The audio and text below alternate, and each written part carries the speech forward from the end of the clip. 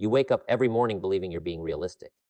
You tell yourself you're not lazy, just practical, not foolish, just average. But here's the uncomfortable truth you've been avoiding. Average thinking is the most dangerous drug in the world. It doesn't destroy you loudly. It sedates you slowly. And you don't even realize you've been poisoned until years of your life are already gone. You think fortune is reserved for the lucky, the gifted, the ruthless, or the connected. But what if the real reason you haven't built it yet is far more terrifying?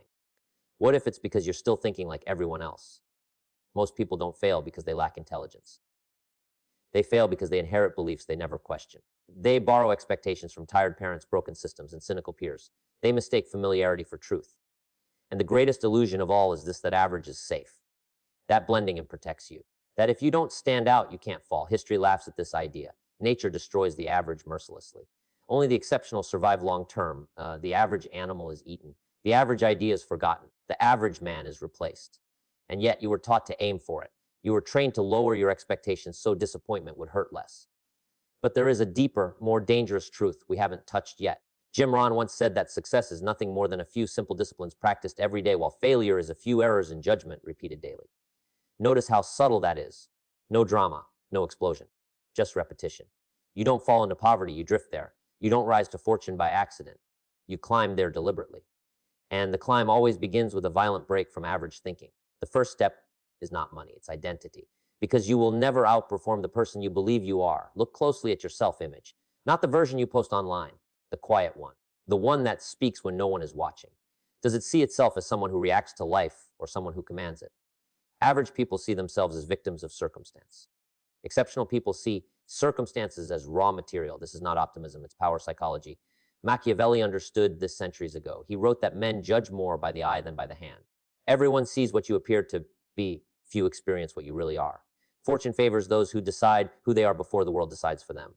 If you secretly believe you are ordinary, life will conspire to prove you right. You will hesitate when boldness is required. You will negotiate against yourself before anyone else does. You will choose comfort over growth and call it balance. And then you will wonder why nothing changes. But here's the shift: the moment you decide that average is unacceptable, your behavior becomes intolerant of mediocrity. You stop tolerating sloppy habits, weak conversations, pointless relationships. You begin to feel physical discomfort when you waste time. That discomfort is not stress, it's evolution. But there is a deeper, more dangerous truth we haven't touched yet. Once identity shifts, the second step reveals itself naturally: discipline, not motivation. Discipline. Motivation is emotional. Discipline is structural. Average people wait to feel ready. Fortunate people act because it's scheduled. Stoicism teaches this brutally well. Marcus Aurelius wrote reminders to himself, not because he was weak, but because he knew the mind rebels against effort. He didn't trust feelings. He trusted systems. Look at your day, not your dreams, your day. That is the clearest mirror of your future. Average lives are built on unplanned days. Fortune is built on boring consistency. You don't need superhuman willpower, you need fewer decisions. The more you negotiate with yourself, the weaker you become. Decide once, then execute automatically. Wake up at the same time, work when others rest, learn when others scroll. These actions seem small, insignificant. That's why average people ignore them. But compound effect is ruthless. It either builds you or buries you. Discipline is also subtraction. Fortune does not come from doing more. It comes from doing less of what doesn't matter. Yes, you give steals energy from something greater. Every distraction you tolerate trains your brain to crave novelty instead of depth. The modern world is designed to keep you average by fragmenting your attention. And if you can't control your focus, you will never control your income. But there is a deeper, more dangerous truth we haven't touched yet. The third step is value creation. This is where most people get confused. They chase money instead of worth. Money is a byproduct. Value is the cause. Jim Rohn was relentless about this. He said, "Don't wish it were easier, wish you were better." The marketplace doesn't reward effort, it rewards usefulness. Average people ask, what can I get?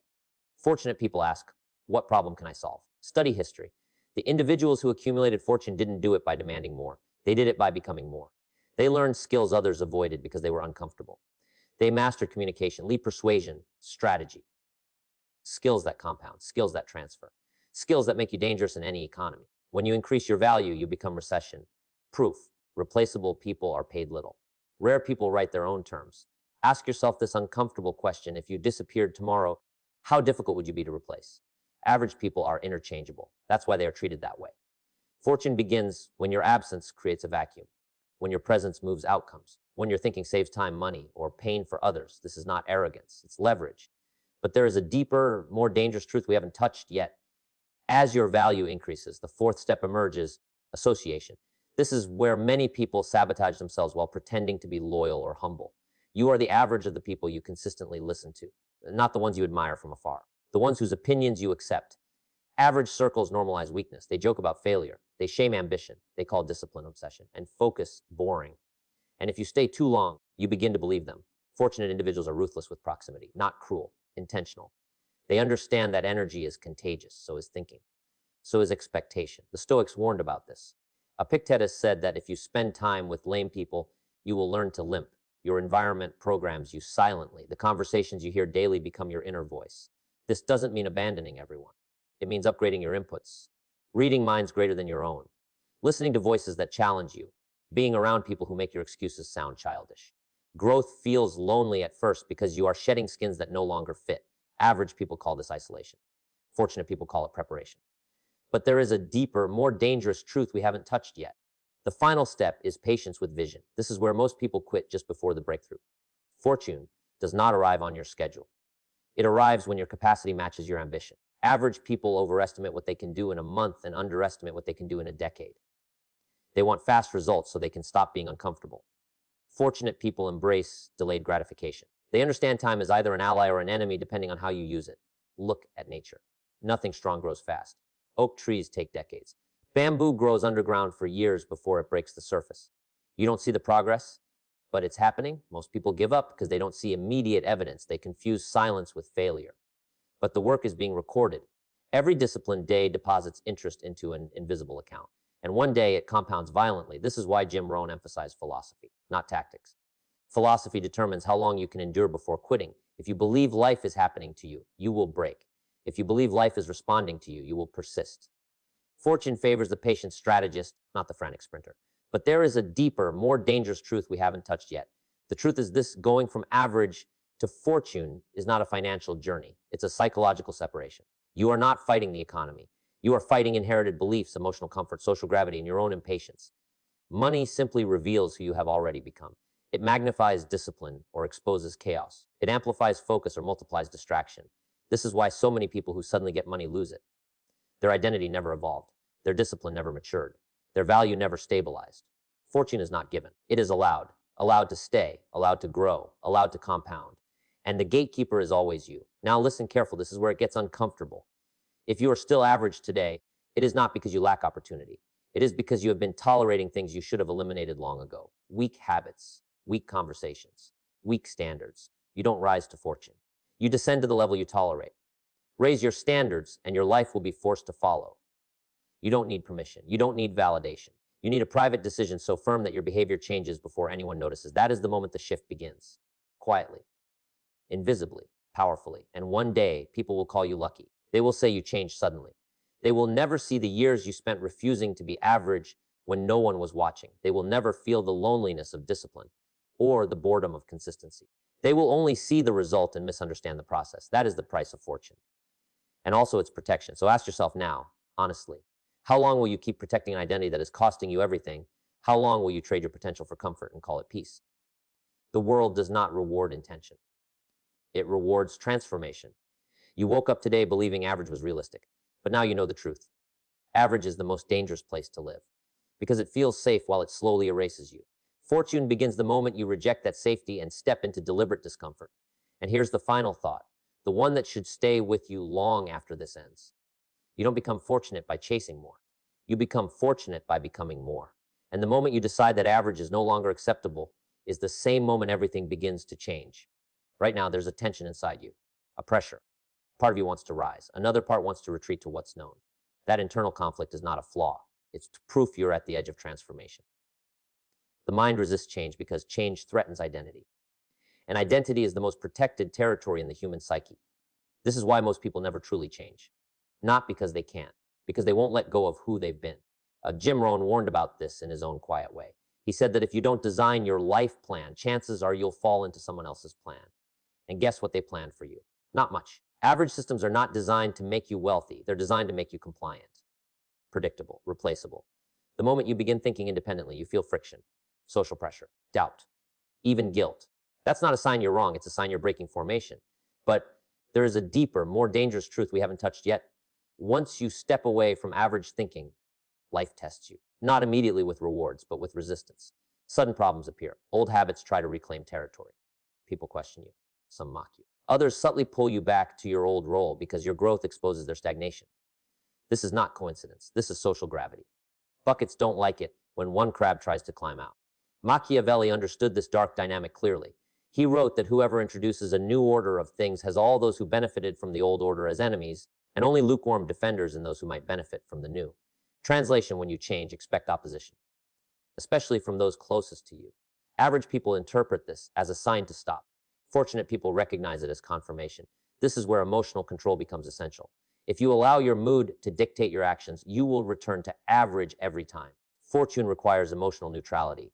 You execute whether you feel confident or insecure, whether praised or ignored. Stoicism wasn't about suppressing emotion. It was about not being ruled by it. The person who can act without emotional permission has an unfair advantage in the modern world. And here's something few people tell you: the road from average to fortune is quiet. There are no applause breaks, no dramatic music, no external validation, just long stretches where nothing seems to happen. This is where most people quit. Not because it's hard, but because it's boring. And boredom is intolerable to an undisciplined mind. But there is a deeper, more dangerous truth we haven't touched yet. Your results lag behind your decisions.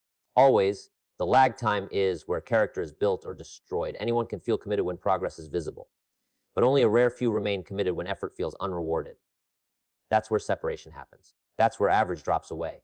Think about this carefully. If success were obvious early on, everyone would persist. If discipline paid instantly, it wouldn't be valuable. The delay is the filter. It removes those who are only interested in outcomes, not transformation. Fortune is protected by time, by patience, by endurance. This is why envy is such a useless emotion. You see the result, not the process. You see the fruit, not the years of cultivation. And instead of learning, average minds resent. Fortunate minds analyze. They ask, what standards does this person live by that I don't? Because standards, not goals, determine outcomes. Goals are wishes. Standards are non-negotiables. Raise your standards and your behavior is forced to follow. Lower them, and no motivation in the world can save you. This is why Jim Rohn emphasized personal philosophy over tactics. Tactics change with trends. Philosophy governs behavior when no one is watching. Let's be brutally honest now. The reason many people never build fortune is because it demands responsibility at a level they secretly avoid. When you are average, you can blame circumstances, the economy, your upbringing, bad luck. When you pursue fortune, excuses die. Everything becomes your fault: your schedule, your skills, your income, your results. That level of ownership is terrifying to most people. Freedom always is. But there is a deeper, more dangerous truth we haven't touched yet. The truth is that average is comfortable because it gives you emotional cover. If everyone around you is struggling, your struggle feels justified. If everyone complains, your complaints feel intelligent. But the moment you step beyond average, there is nowhere to hide. You face yourself fully. And most people don't want that confrontation. Fortunate individuals do. They audit themselves ruthlessly. They measure inputs, not just outputs. They ask hard questions. What am I avoiding? Where am I lying to myself? What skill would change everything if I mastered it this year? This level of self-honesty is rare. And that rarity is exactly why it pays so well. You don't need to be perfect. You need to be precise. Identify leverage points, small actions that produce disproportionate results. Reading 30 minutes a day instead of scrolling. Practicing one high-income skill relentlessly. Replacing entertainment with education. These aren't dramatic changes. They're strategic ones. Average people underestimate small advantages because they want big moves. Fortune is built on boring precision.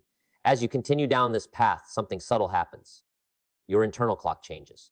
You stop rushing. You stop panicking. You stop comparing timelines. You realize that you are building something that doesn't need to happen fast to be inevitable. And inevitability is power. When you know you're on the right path, urgency disappears. Desperation fades. Calm confidence replaces it. This is where many people misinterpret you. They think you're detached, cold, arrogant. In reality, you've simply stopped outsourcing your emotional state to outcomes. You're no longer addicted to immediate feedback. And that psychological independence makes you dangerous in the best possible way. But there is a deeper, more dangerous truth we haven't touched yet. Eventually, you reach a point where money itself loses its emotional charge. You respect it. You use it.